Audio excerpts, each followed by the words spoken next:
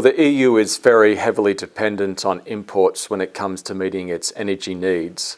Overall, about 50% of the EU's energy consumption is supplied by imports. However, that import dependence does vary greatly among the different fuels. So about 90% of the EU's oil consumption is supplied by imports. For natural gas, it's about 66%, and for coal or solid fuels, it's about 42%. Now in 2013, the EU spent about 400 billion euros on importing its energy needs.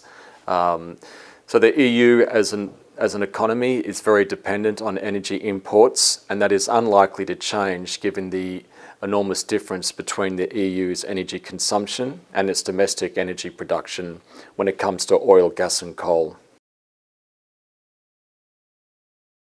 Well, dependence on energy imports per se is not necessarily a problem.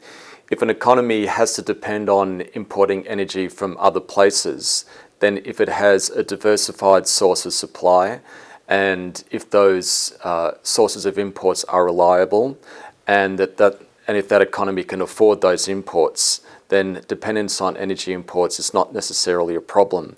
However, if there is too much dependence on one supplier of energy, one external supplier, and that supplier is not seen as always being reliable, or if there's political problems with that source of energy supply, that's when the issue of energy security comes into play.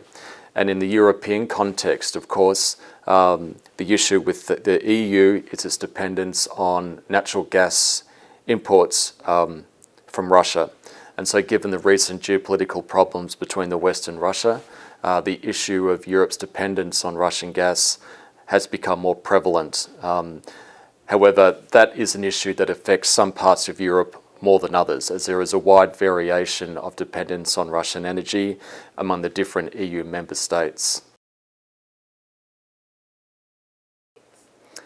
Well, in the European context, there's 5 ways in which European energy security can be improved.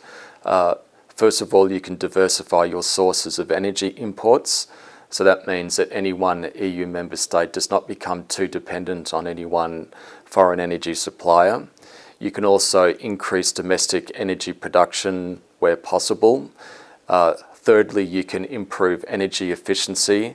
So you reduce the demand for energy and therefore the demand for imported energy. Fourthly, you can expand the role of renewables in the power sector, which is also another demand side solution in addition to energy efficiency. And finally, you can also integrate the European energy market to make it more resilient to external supply shocks.